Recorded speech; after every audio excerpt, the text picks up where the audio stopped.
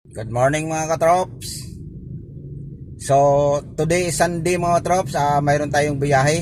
Mayroon tayong adventure ngayon sa biyahe natin. So medyo mainit na mga katrops. Medyo tanghali na rin mga katrops. Time check natin mga katrops. Wait lang mga katrops. Alas 9:30 na pala. Kaya mainit na yung panahon. So mayroon tayong biyahe. So ang biyahe natin mga trops, QC Makati. So pupunta muna tayo ng Makati. Kukunin natin yung sasakyan. Malamang to hanggang gabi na to mga trops. Baka yung bisita natin, baka may dinner pa to mamaya. Kaya ayun. So abutan tayo nito ng gabi, or gabihin talaga tayo nito. So kasi kahapon, yung bisita din natin kahapon, yun din. So yung huling biyahe ko mga trops, yung galing ako ng Green Hills. So nakarating karating tayo kagabi sa bahay mga 11:30 na. Yun nga, dahil traffic sa C5, sa EDSA, galing ako ng Green Hills, medyo maluwag. So bumawi naman yung dito sa may C5 papuntang Cainta. Grabe traffic, pero hindi naman gaano talaga traffic nung nakarang araw. Kasi ano na rin yun, medyo gabi na. Kasi nung Biyernes, grabe talaga nung Biyernes, 2 oras ako bago ako nakarating ng Cainta, Makati to Cainta. So kagabi, mga ano lang, ay ba't dyan ka nag U-turn, bawal dyan. Doon siya nag U-turn mga katrops. Ayan mga trops, yung traffic mga katrops, yan yung traffic na yan mga trops. Papunta yan ng Taytay, Antipolo. So tayo pamakati tayo, dito tayo sa right side. Ayan, papunta to ng Makati, BGC, Ortigas, EDSA. Ayan, so daming Paranaque, Alabang. Dito naman tayo sa kabila. Ayan, so sa papuntang Green Meadows, pwede rin, may daan din naman doon sa kabila mga trops, sa may sinasabi nilang Marcos Highway. So dito tayo, araw-araw natin to dinadaanan tong kalsada nito mga trops, dahil dito tayo banda nakatira. So kaya yun, bago tayo pumasok muna ng drops, namili muna tayo ng ulam natin pang isang linggo. Galing tayo kanina na sa palengke. Grabe talaga, ang mahal na talaga ng bilihin sa palengke mga drops.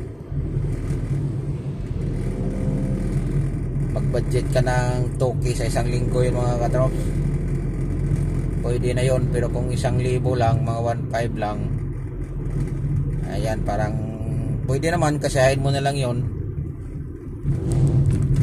kung kulang ka sa budget. Pero ang sakto talaga mga katrops, 2K talaga. Kasi ang mahal ng sa isda pa lang 300 na yung kilo. Sa baboy pa 360,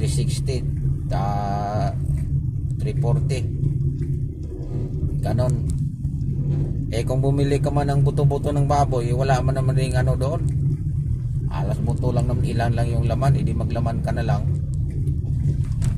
mas madami mo pang makain kaysa magbuto-buto ka. Bibili ka ng buto-buto, lang natin ang buto-buto nila 300, o kaya lang natin to 70. Ilan lang yun kung timbangin mo yung 1 kilo ng laman noon, baka nasa 1/4 lang. Kasi mas mabigat yung buto kaysa laman, hindi maglaman ka na lang, napunta ka doon sa 370.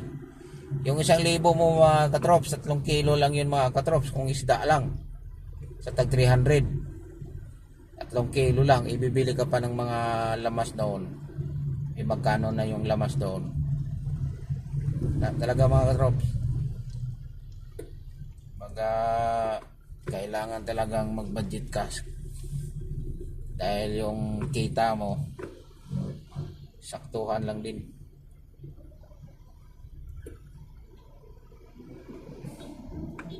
Grabe init. Sana walang traffic to mga katrops. At sana din makauwi din tayo ng maaga dahil mapasyal tayo mamaya. Kung maabot natin doon na pasyal tayo sa sinasabi nilang Tambunting. Sambunting ba yun? Kasi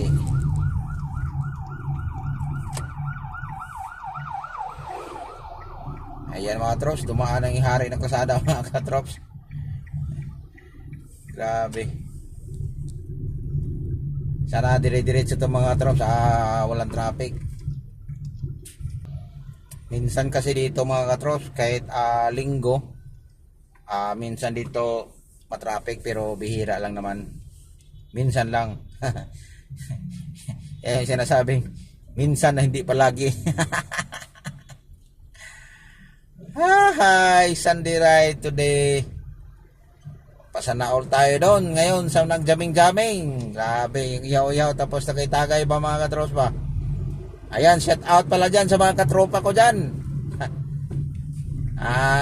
Ngayon, nag-iyaw-iyaw tapos jamming-jamming lang. Grabe, na-miss ko na yung mga ganun mga katrops. Banding-banding sa mga katropa.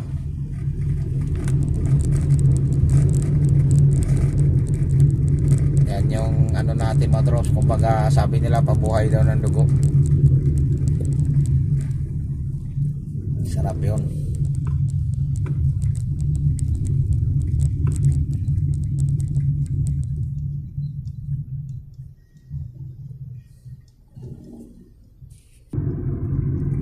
Yan mga katrops, ganda talaga mga katrops, walang traffic.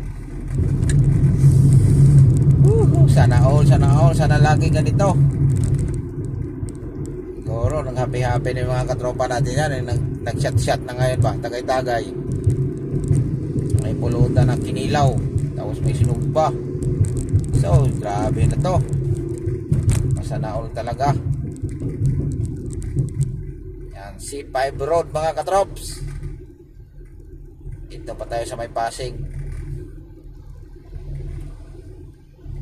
Init na ng panahon na naman.